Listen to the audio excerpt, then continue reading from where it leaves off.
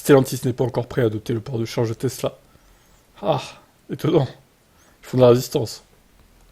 Isolé il y a encore quelques semaines, Tesla est aujourd'hui en position de force pour promouvoir son connecteur NACS.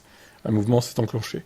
Dans la foulée des annonces, FreeWire a annoncé que son réseau de charge proposerait des câbles compatibles NACS en complément du CCS.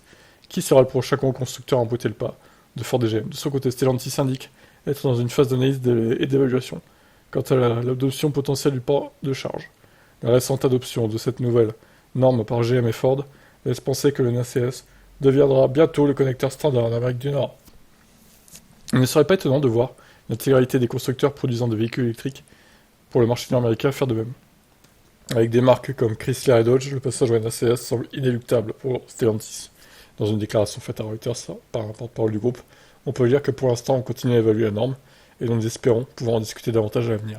Notre objectif est d'offrir à nos clients la meilleure expérience possible en matière de recharge.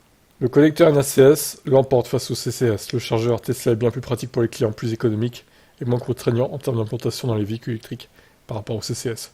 Si Stellantis passe au connecteur NACS, ce sera une petite victoire pour Tesla. L'entreprise d'Elon Musk souhaite que tous les constructeurs adoptent son connecteur. Au-delà de l'adoption de cette norme, Stellantis va devoir revoir sa copie pour accélérer sa transition et ne pas se laisser dépasser par les Chinois. Prix élevé, toujours pas de plateforme dédiée aux véhicules électriques, faible autonomie des batteries, etc. Je suis d'accord avec ça. Stellantis à la traîne un peu.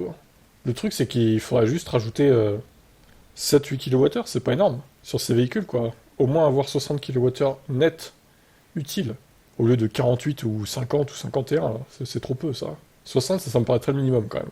Et en termes de tarifs, c'est vrai qu'ils sont pas très bien placés non plus. Du coup, on va voir ce qu'ils décident. Ciao.